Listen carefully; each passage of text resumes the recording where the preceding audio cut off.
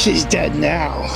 Welcome back to Duffey Woodcraft. Okay, welcome back to Duffey Woodcraft. I'm Alex, and this week I'm going to show you how to make Halloween decorations with your CNC. Stay tuned. Halloween decorations are very easy to make on your CNC. I'm going to show you two very different projects that we can do to spookify your yard this year. So first, we're going to start with a coffin for a doll. Now, this coffin I modeled after my wife's porcelain dolls that she had as a kid, because creepy. But so this coffin would be to put one of those dolls in it. In this case, I'm really going to put a little tiny skeleton in there. But I've cut out, it's very simple. The design on the top of the coffin and then the sides are just the V60 bit, so it's a V60 carve.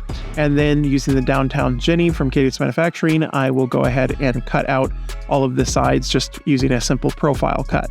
Now, because these coffin corners are going to basically butt up against each other, I'm going to use a butt joint on all of these, but I need to know what angle that is to cut on my table saw. So I went ahead and created these little jigs that are at the right angle for each cut that needs to be made for the table saw. So I'll cut these out on the CNC as well, put them on their side, and make it so when I angle the table saw blade, they'll butt up right against it, so I know that I'm at the exact right angle. The second project we're going to do today are these pumpkin outlines. It's very simple. It's just profile cuts. So I got a file from Etsy of these different pumpkin images, and I put them on my file. I'm going to cut them out just using the Downtown Jenny bit to cut them out. And then these little ones will go on our pillars around the house. And then these bigger ones, I added a little triangle vector into it so that it basically has a built-in stake, so they'll stake right into the ground. And then I created another file and I blew up one of these to the full 24 by 24 size, so it's a nice big pumpkin. Let's get out to the CNC and cut this all out. I pre-cut a couple of sheets of 24 by 24 inch plywood at 3/4 inches. I'll zero out the bit and then I'll run the machine. The first bit we're using is the Groovy V60 bit from CNC Manufacturing, and that's going to cut out the design on the coffin. I'm going down 0.005 or 1/2 of an inch. It's the Monster Mash. The Monster Mash. It was a graveyard smash. They did the mash. It caught on in a flash. They did the mash. They did the Monster Mash. Once that's completed, I'll go ahead and switch the bits to the Downtown Jenny 1/4 inch bit. I'll run that and that'll cut out the top and bottom. I'll then go ahead and switch out the plywood to the next sheet and cut out the sides of the panels too. Again, starting with the V60 bit to cut out all the designs, and then switching to the Downtown Jenny bit to cut out the sides. This all takes fairly quick. It probably only took about an hour to carve and cut out all the pieces. Once they're all cut out, I'll pop them out of the plywood, and then I'll just bring them over to do a little bit of hand sanding to get off the rough edges, which means it's time for this week's Sanding Thoughts with Duffey Woodcraft. Have you heard of Belschnickeling? Well, it was a German-American Christmas tradition where kids would get dressed up in costumes and go around to their neighbors to see if they could guess their identity. If the adults couldn't guess accurately, the children were rewarded with treats and goodies. Later, this was moved to a Halloween tradition, and today we call it trick-or-treating.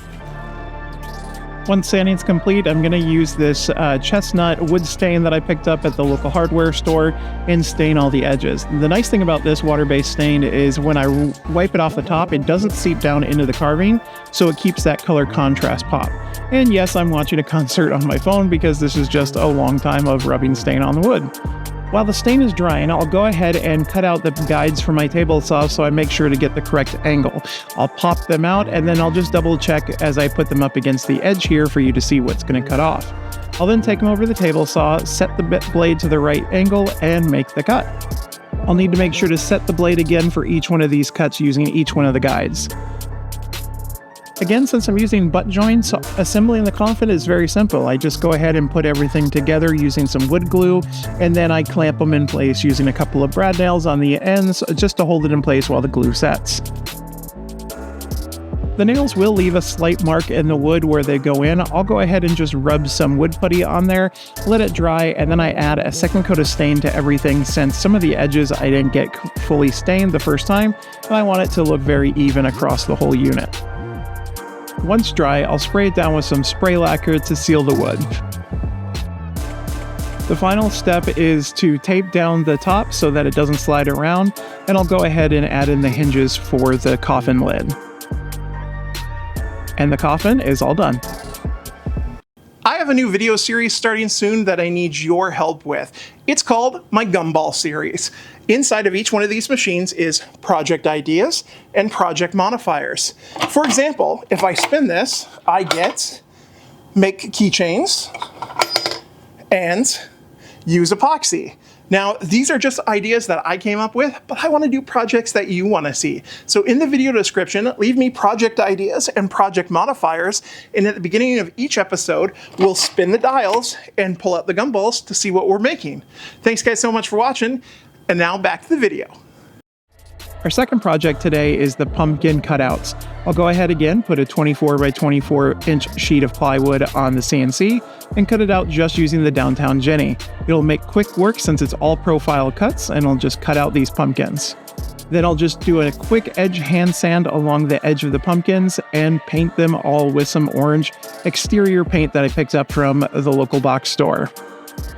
Since I live in the Pacific Northwest, I'll make sure to get 2 coats of orange on all of these pieces so that when we have our first rain, it doesn't ruin the wood. I'll then use some blue tape and some green spray paint to spray the stems green and peel off the blue paint, and we're all done. Using the CNC to create these lawn decorations is super simple and really cost effective. I love how they turned out. They look great out in the front of the house, and they're just fun. The coffin especially is my favorite thing with the skeleton sticking out. It's just great. Let's go ahead and talk about the costs of these projects. The total cost for this whole project was $76.50. Most of that cost comes from a full sheet of plywood at $40, the corpse bride herself at $12, and the paint at $12.50. The time spent on this project was 1 hour and 27 minutes on the CNC, about 3 hours in the shop over 3 days due to the paint drying time. Thanks so much for watching. I have another spooky video in 2 weeks, so make sure you're subscribed and like this video because it helps my channel grow. Again, thanks for watching.